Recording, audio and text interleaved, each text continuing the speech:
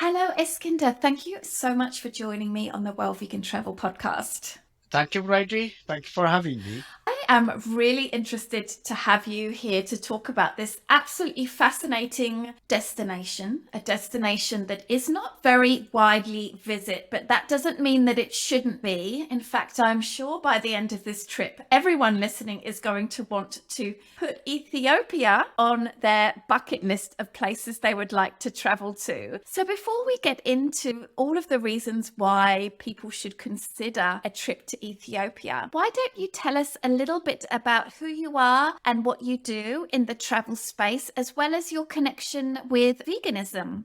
Thank you, Brady, once again. I was looking forward for this interview. I really appreciate what you are doing for me and my country. Thank you so much. My name is Eskinder Hailu Senbeta, and you can call me just Eskinder. I am a tour operator based in Ethiopia, and I live in Addis Ababa. I was born and raised in Addis Ababa. I own a small company named Highway Tours. I have several websites that promote trips to Ethiopia. I also run few trips to Eritrea and Sudan, few trips actually, but 90% of my trips are in Ethiopia. We cover from north to south, east to west of the country. I love the tourism industry, the hospitality industry. As an Ethiopian, comes even naturally for us. I love to host people. I love the industry. It gave me friends from all over the countries. It gave me a chance to create jobs in my country, which we needed so badly. It made me connected to nature. It made me appreciate and value what my country has and what it can offer to the rest of the world. So a few years ago, I don't exactly remember how I got connected into the vegan trips, but I will come to this later on in our discussion. You could call it a vegan nation, at least for 6 or 7 months of the year. It's not something foreign to us. That is because of your spirituality, the religion influence, actually. So it is very natural for us to go vegan. For me, once I know that there's a big group of people who are interested in this type of tour, it's safe to do something about this, and I have to introduce Ethiopia as a vegan destination. I remember just before COVID outbreak, I was searching on the net and I found your company, and I talked to you at that time. You told me that either you or one of your colleagues, I don't remember who exactly was, that you'd be thinking about considering Ethiopia in the future. And now it's the time. Thank you. Yeah. Amazing. You've been offering some vegan tours on your website. And have you had some people book them yet? Oh, yes. As I said, that was during COVID, as we've been out of business. But even before that, there were groups who really enjoyed good vegan trips. And I even advertised on other websites that have reviewed very wonderful experience they had. Yeah, I do still give vegan tours. Great. Fantastic. So before we get into the more specific reasons why people might like to go and check out Ethiopia, can you give us some general information, talk about the location of where Ethiopia is in the world? Because I think they know it's in Africa, but they don't know where about it is in the north, center, south. Can you explain a little bit about the general information just to get us acquainted with Ethiopia? Thank you. That's a very good question. A few months ago, I was in London. I met a guy while I was waiting a bus. He asked me where I'm from. I told him from Ethiopia. He heard the name Ethiopia. Somehow he's familiar with it, but he doesn't know whether it is in the Middle East or whether it's in Africa. So I realized some people, they might have known it, but they don't know where it's exactly located.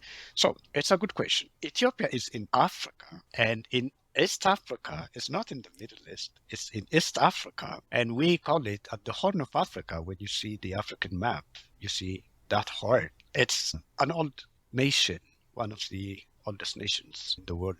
Its history goes as far back to 3,000 years. Even in the Bible, it's recorded, written more than 60 times. We pride ourselves with that. Even in Quran, the holy book of Muslims, it's written several times. It's a diverse country comprised of more than 80 ethnic groups. It is not just us, but it's believed that it's the cradle of humanity. It's started from, originated from. There are so many paleontological discoveries that are found in Ethiopia. One of them is Lucy. Her name is Dinkinesh. It means you are wonderful. She is 3.2 year old, and she is the most complete hominid ever to be found. That's why we say this place must be the origin of humanity, where people start to originate from. It is a country that has never been colonized, the only African country which has never been under European colonial powers. And we pride ourselves with that a lot. That has made us maintain our cultural identity distinctly different from many other African nations. You can tell it's not adulterated with the Western. Of course, now, thanks to globalization, you can say everything here, but we still claim to be unique and special, not for other wrong reasons, of course, but we have culture, we have authentic culture. I'm so curious. This is a specific question, Eskinder, but if Ethiopia was the only country that was not colonized, how did that come to pass? How was it that Ethiopia was never colonized when all of the surrounding countries were? Are you able to share? This is actually not easy Oh, question. Now you are asking me tough questions. Yeah, the country has been actually for 4.5 years occupation by the Italians. I have to tell you that. But we've been through a lot. Our history actually has been for long. It's a war, a conflict history with the rest of the world and even among ourselves, unfortunately. But how did that come? It's because we fought. It's not because they didn't came, it's because we fight for our freedom, for our right. That is the only reason it could be. Still, you can find that spirit in every Ethiopian, that sense of freedom. We value it a lot more than anything else. So that is the only reason. As I told you, it is a country even named in the Bible more than 60 times. I don't know why, if you ask me exactly. I can't answer that, but there must be something in this country why it's even written in the Bible so many times. If I can put it in the words, it's because we fought it. right. Yeah, it was very interesting because when I read recently that Ethiopia had not been colonized, I thought it was occupied by Italy during the Second World War. And then I Googled, has Ethiopia ever been colonized? And I found out that it hadn't. So I was like, I must be mistaken then. But I guess that occupation during the Second World War doesn't necessarily count as being properly Yeah, colonized. They just occupied it for a certain period of time. Yeah, really yeah, yeah. interesting. That is right. So I would love to know because I keep fairly on top of news going around the world, and I have heard that there have been some violence in Ethiopia in recent months and years. Does this mean that Ethiopia is a dangerous destination to go to, or is it very localized, these areas? Of course, safety is the most important thing. So how would you describe Ethiopia as a destination from a safety point of view? Yeah, we've been through difficult times, as you mentioned it, especially the past 2 years. We've been on all over the news. We've been subject of lots of discussions and really depressing times we've been through. A couple of months ago, my answer would be very different. We just recently come out of it. That conflict was actually confined in the northern part of the country. Ethiopia is a big country, not as big as actually Canada, but it's a big country. When you compare the size, it could be like 4 times the size of England, for example. Or if you bring France and Spain together, you get Ethiopia. It's like the 10th largest country in Africa. So the conflict was actually confined in the northern part, in the Tigray province. But now the guns are silenced and all the infrastructures, the network and everything has been in place. We hope that this would be the last war we have ever seen. We've learned a lot and we've learned the value of peace. I hope Ethiopia would be the most peaceful country from now on. There is no active conflict. The past few months, they have made a peace deal. The rebels and the government have signed a peace deal. Now life is getting back to where it was a few years ago. But as I said, Ethiopia is big. Even while the conflict was confined in the north, I even have a group who are running tours for like 17 days. And it's safe. We had groups in the past since September, like every 2 weeks, we have groups who still giving us 5-star review. It is safe. It has always been safe, especially for travelers. I've been in this business for the past 17 years. No, I'm not exaggerating it. I never had any safety issue on my clients, any problems associated with their safety. No pickpockets, they get it anywhere in the world. But safety-wise, people normally accommodate and respect. If you are a foreigner, you normally get most welcomed than even the local person. That's very natural for Ethiopians, without any exaggeration. I'm telling you this. It has always been safe for travelers. When they see that you are a guest, they get very compassionate.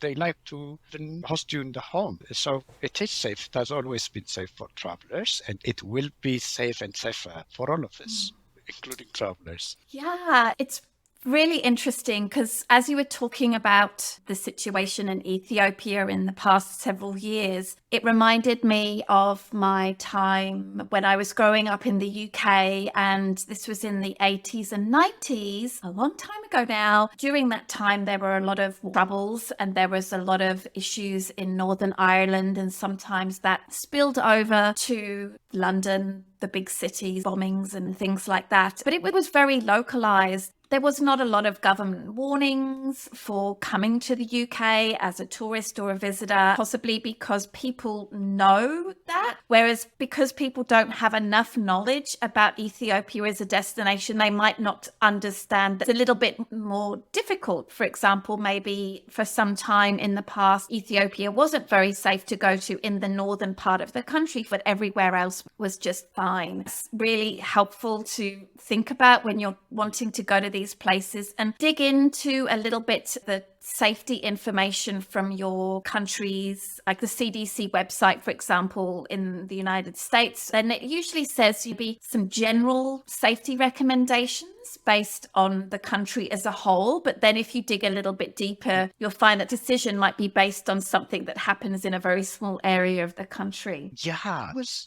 taking an initiative like a few days ago, was searching on the net on the travel alerts that are issued by different countries on Ethiopia. It's hard to see those travel alerts are putting the country in gray or orange lists. I wish they do some reconsiderations and check what is going on the ground.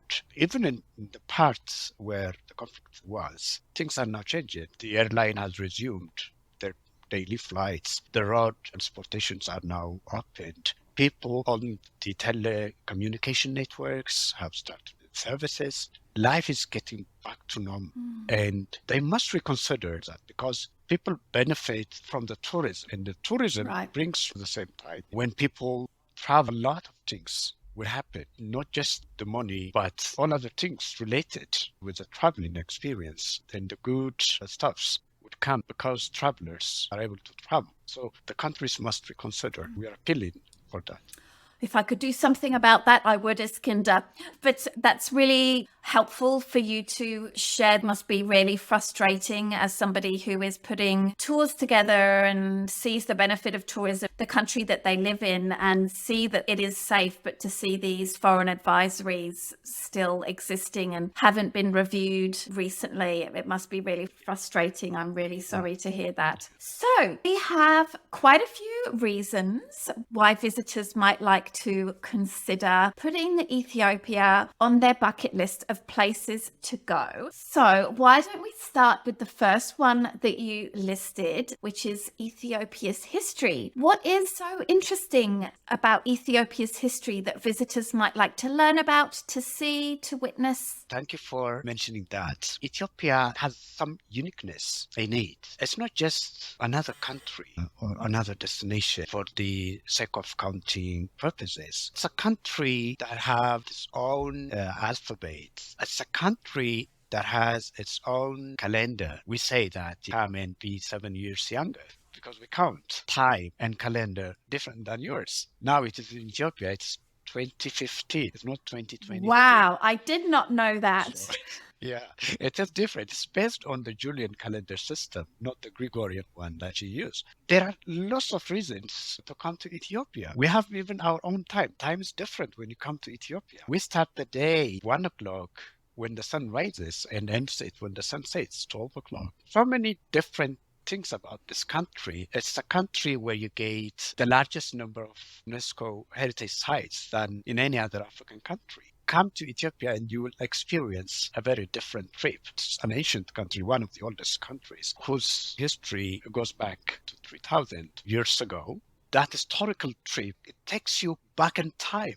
Imagine yourself walking in Aksum, 2,500-year-old capital of the country, and look that huge, massive stele made out of a single granite stone. You'll be amazed by how did they do this. It's not just brick by brick with a built. It's a single granite stone. In fact, it is the tallest standing stele that you could ever found on Earth. And challenge yourself, how did that happen? How big is it? That is 33 meters. The first time I went there, like 17, 18 years ago, I couldn't believe. It's nothing like you see it on pictures or on video. When you are there, how did this happen on Earth? Is it humans that are involved or some aliens? Not just Aksum. Go to Lalibela, which they call it the eighth wonder of the world. And ask yourself, how could this happen? Not just a church. 11 churches made out of a single rock. Wow. Built into the rock from the outside and the inside. Some are built into the cave, some are monolithic, some are semi-monolithic. Put yourself there and go back in time. It's like a time machine taking you somewhere. They are not just there for touristic, for photography. They are active worship centers. People go there, they pray. It's a church. So the historical aspect of the country is not just only confined in the north. I can take you to the eastern part of the country to see the old town, which is considered as the fourth holiest Islamic town after Mecca, Medina, Jerusalem. It is Harar, where you get over 80 mosques in a small walled town, which is built 600 years ago. It's an old nation full of rich in history and its historical culture and treasures. It's not just the buildings. For example, if I take you to where it's believed to be, I haven't seen it with my eyes, but they keep the Ark of the Covenant there for thousands of years. The most important thing on earth, the Ark of the Covenant, which is written by God himself. So lots of things to put yourself in the historical circuit, and that is the highlight of Ethiopian trip. People come here to experience history. It's not just take pictures, but to immerse yourself back in time and see how it was. And you bring yourself back again and still find yourself praying, worshiping God in what was 3,000 years ago, 2,000 years ago, hundreds of years ago. That is one of the reasons why people should come here to experience history. It's not just only history. You come here for the wonderful experience of hiking and trekking to see yourself in natural aspects of the country. It's not just historical. It's also a natural aspect of it that would attract you to this country. We have amazing landscapes, amazing natural phenomena. For example, on our hiking trip, we take clients to the Cement Mountains, which they call it the Roof of Africa, summits, which are over 14 mountain summits, which are 4,000 meters above sea level. Wow, that's high. An amazing experience. They call it the Roof of Africa. It's not just summits. I had clients who came from the Himalaya and they have the Mount Everest. I've never been there. I don't know much about Himalayas and Nepal. And I took them to the Cement Mountains for a hiking trip. They couldn't believe it. It's so amazing. It's not just mountains. It has everything in it. It has the gorges, it has the valleys, it has the canyons. It is so amazing there. You will also experience the wildlife, not only the Cement Mountains. We have another mountain summit called Bale Mountains. There's the largest Afro-alpine habitat, and it's the birdwatcher's paradise that is in the southwestern part of the country. We have another natural geological phenomenon, which is called the Great Rift Valley, which bisects the country from north to south. There you find the Danakil Depression, one of the hottest places on Earth. On daytime temperature could go like 50 degrees Celsius. It's one of the most inhospitable places on Earth, but at the same time, people live there, which run a nomadic way of life. So we have the hiking and trekking sites which people love and experience. Nature, the Danakil Depression I told you about, is 125 meters below sea level. Wow. The Cement Mountains, over 14 summits, above 4,000 meters. You can see the contrast between the two. That is also the other reason people should come for. To be honest, there is no single person that I found who doesn't admire Ethiopia's beautiful landscapes. It is the most beautiful place on earth, without any exaggeration. Another reason to come to Ethiopia, which we are love to provide, is the vegan experience.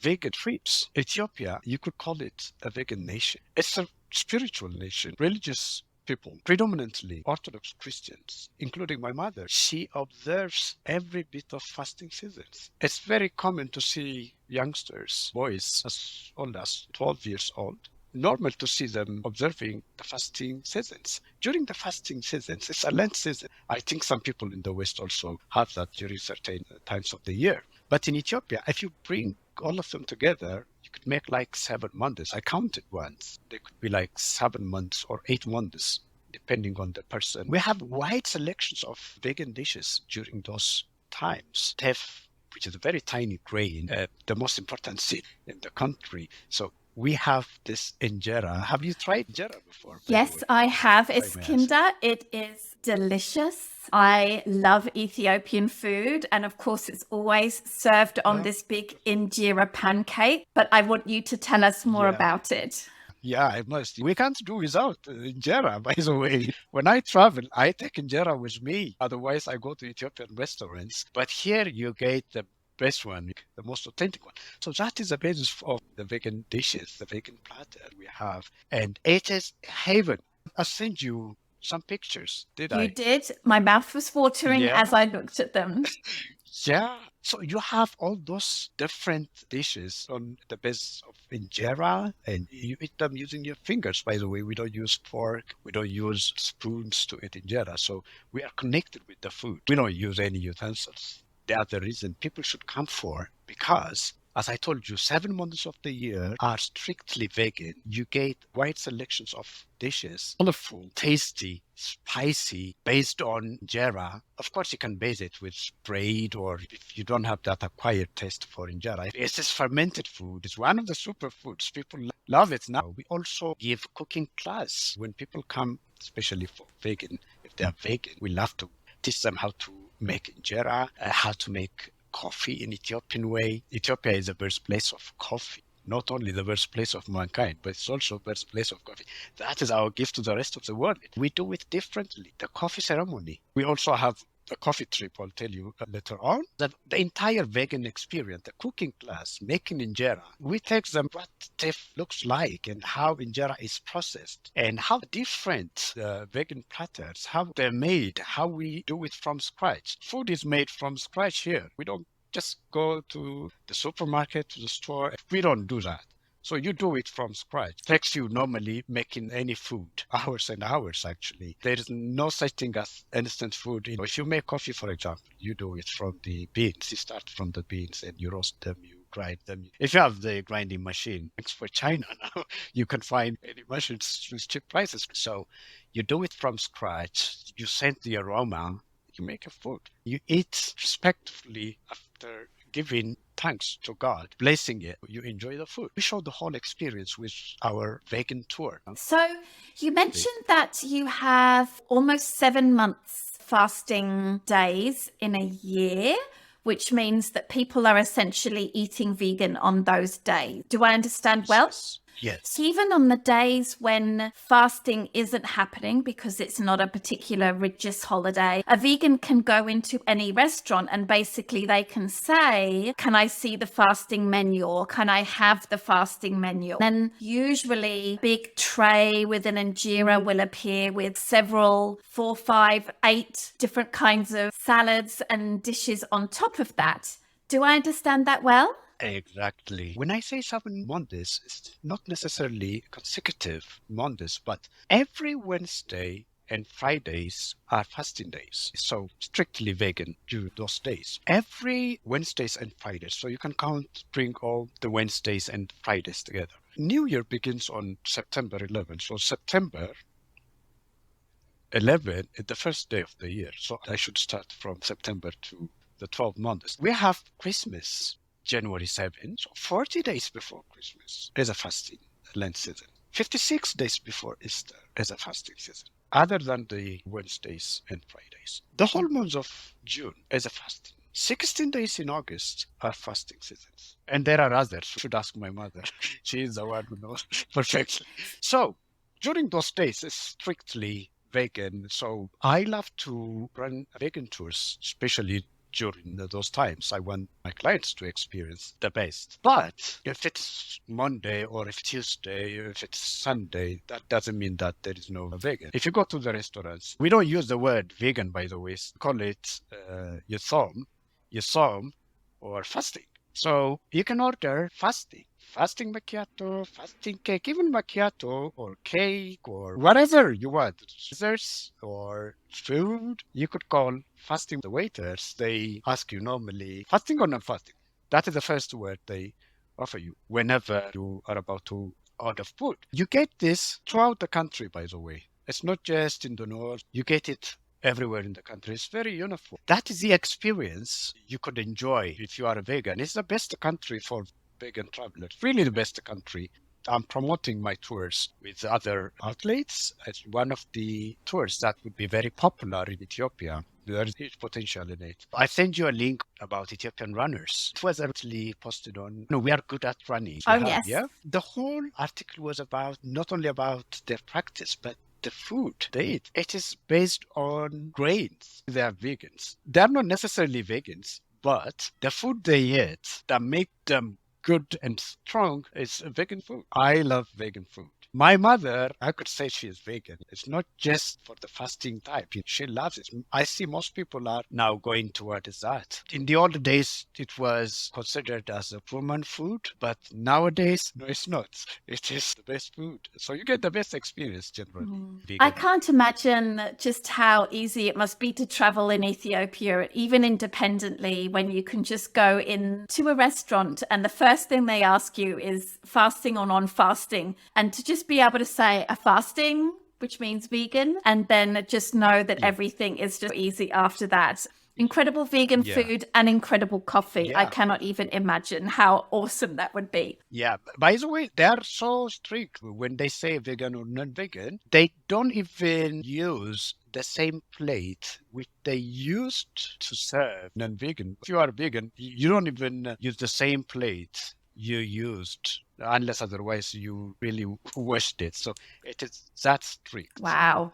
Most vegans I know don't worry too much about that. I know often in some Indian restaurants as well, they are very particular about having the vegetarian dishes and pots different to the non-vegan ones. Most vegans don't worry too much about that, but it's just very interesting to see how seriously restaurants take this separation of fasting and non-fasting. So I'm really curious as to what the wildlife situation is like in Ethiopia. I don't think it has elephants and giraffes and things like that, but I'm sure it has its own unique wild animals. Could you tell us about that? Yeah, we have elephants. We Really? have giraffes. Yeah. Not all big five, it's not a big five country. For some reason, we are not advertised. We are not popular with that. But we have the lions. Even we have endemic lions, the black mane lions, which are endemic to Ethiopia, by the way. Look, I give you some facts. Ethiopia has tens of the world's bird population. 1/10 of the Out of world's like population species? yeah, birding population. Yeah, there are believed to be like 10,000 bird species. Out of them, like 830 of them are found in Ethiopia as well. Out of the 10 endemic birds to Africa, you can find 8 of them in Ethiopia. Out of the 830 bird species, 23 are endemic. You don't find them in any African country, let alone in the world. We have over 15 endemic mammals. The most popular ones are the Walia ibex, the Gelada baboons, which are very intelligent. They have their own language, and the red fox, which you don't find anywhere else in the world. Ethiopia is a birder's paradise. We run birding tours. We normally give like 15 days to 3 weeks. We take our clients from north to south. During those times, they could make like 400 to 450 types of birds. Wow, that is Birders normally, huge. They yeah, could spot yeah. Birders 450 different species in one trip. Yeah, that is the record I had with one of my groups. They count birds. I love birds. You can easily fall in love with birds once you start looking at them. That's what I've learned, even though I'm not very good at identifying the birds, but I have seen the joy and the satisfaction my clients had. And they told me that they made it like 450. I had another group who made like 320 in 3 weeks. The other one was like 450 in 3 weeks' time. Imagine 450 birds within 3 weeks, but we have over 830 bird species. We have over 16 endemic mammals. The wily ibex, you don't see it anywhere else, even in Africa, let alone in the world. The Gelada baboons, very intelligent. You don't see them anywhere else in the world. And the red fox, which abundantly seen in one of the trekking sites in the Bali Mountains, especially, and so many other small creatures which you will appreciate when you come and visit the national parks we had. If you go to other African countries, most of their tourism is operated by Western companies, unlike ours. So that is a problem. The disadvantage of not being exposed. We haven't been colonized, as I said, but at the same time, we are hiding ourselves from the rest of the world. And so not many of our potential, what we can offer, is known to the rest of the world. Unfortunately, the country is known for the bad reasons, for the conflicts, for the famine which happened 40 years ago. Not like that. You come here and when you see it, I have hundreds of reviews, independent reviews, and people say that is the best experience. I'm not trying to sell. I don't want to be a salesman here, but it is a country that you can come for wildlife, and especially for birds. It's heaven for birds. Very good wildlife experience. I love it. We've got another two reasons, haven't we? The different Yeah. tribes that live in Ethiopia. Tell us about that. Yeah, this place is actually confined in the southern part of the country where you could get over 50 ethnic groups. It's a very diverse nation. Ethiopia is comprised of more than 80 ethnic groups. But when you go to the south, especially in a place called Omo Valley, that is close to the Kenyan border, there you see like 20 some of the tribes running a very different way of life, a tribal culture. You see their rites, passages, body painting, scarification, hair dresses, costumes, their belief system. A lot to see. It may not be for everyone. Some people, they feel guilty, when they go there, we can picture of a naked person or painted person. They may feel guilty, which I understand. But I don't feel guilty when I go to England and taking a picture of people. I don't feel guilty when I go to Germany or America and taking a picture of people. Why should they feel guilty? Who am I to tell them that this is good, this is bad? I have to respect that. I have to respect them by treating them as normal people. It's not my way of life. It's their way of life. And I have to appreciate that. I have to take pictures and I have to go there and see them and talk to them. So it's very, very interesting.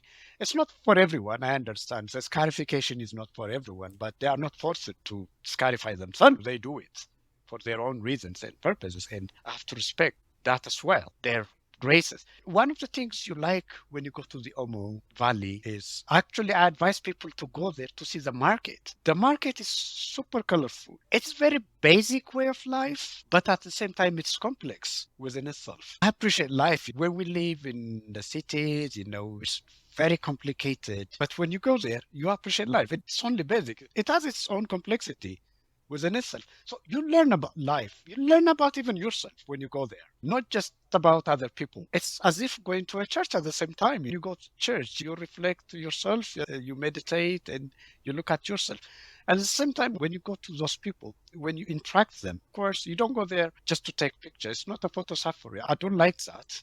I want people to shake hands, to sit down, to talk to those people, and to appreciate, to understand, to learn about the way of life. I remember I had a group who came from America, and at the end of his trip, he said, Eskinder, you know what? I sat down with them. I spent time with them. He was there like for 4 days around. He said, I use deodorants. I use all those perfumes. On those people, they don't use any of it. I smell if I don't use it, my deodorants or my toothbrush. But those people, They are the healthiest people I ever seen.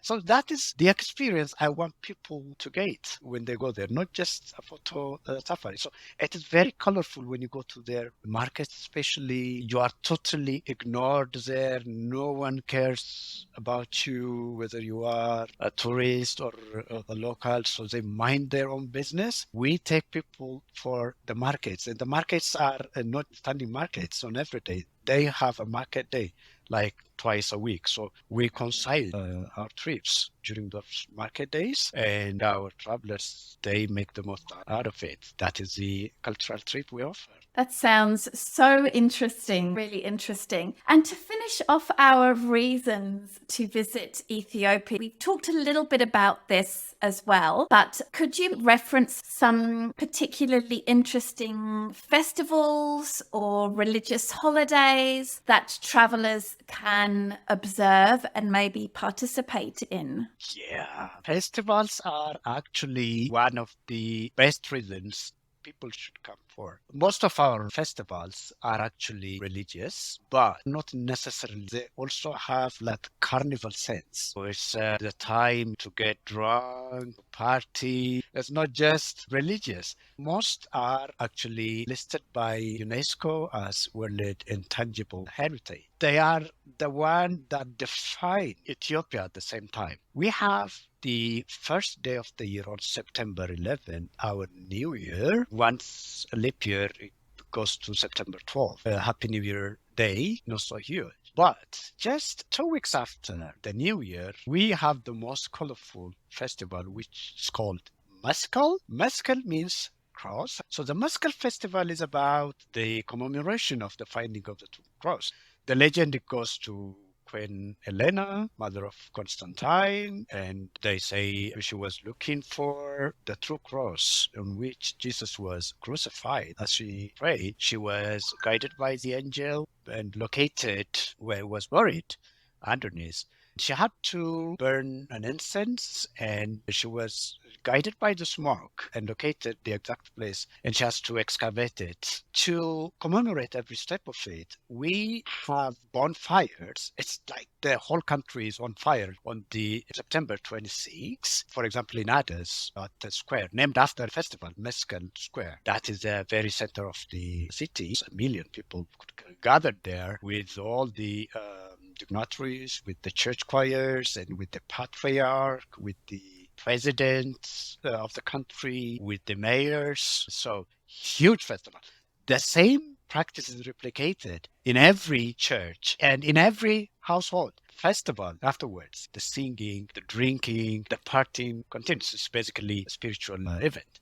A week after that, the next Sunday, we have another festival, which is actually come from the Oromo, supposedly the largest tribe in the country, which comprise about 40 to 45% of the nation. There is a festival called Erecha. It's a Thanksgiving Day. The Oromos, they celebrate it by the shores of the water because September is the most important month of the year because our rainy season, it's in July and August. Sometimes it goes to mid-September. Now on September, the entire country goes green and the harvest is about to start. The party is about to start and even the school season is about to start. So it's a Thanksgiving Day for the Oromos and for the entire nation. So it's a huge festival again that lasts for 2 days, the 30th and 31st. Then you go to Christmas. Our Christmas, it falls on January 7th. Especially if you go to Lalibela, it is super colorful. I can't tell you how beautiful it is there. It's very picturesque, very colorful. I always advise people to go to Lalibela on our Christmas. Much colorful than the European Christmas. Now, I love the European Christmas at the same time. Don't get me wrong. Last Christmas, I was in Amsterdam. Oh, I lovely. enjoyed it. Yeah. Not only festivals, by the way, we are natural born runners. I can't give exact date, of course, but it's always in the month of November. There is a great run event. Over 50,000 people normally, on average, attend that running event. This is by far the biggest running event in Africa. I attended a couple of times. Didn't run. I'm not a runner actually, but I just attended the London Marathon once and another marathon maybe in Holland. By far, this is the biggest and the most colorful world-class athletes, including Haile Gebrselassie. He is the most popular runner in the world, and they come from all over Africa and Europe, and it's huge kind of festival itself, even though it's running event. Another world intangible list by UNESCO is the Epiphany, the Timket festival. It is the most colorful one.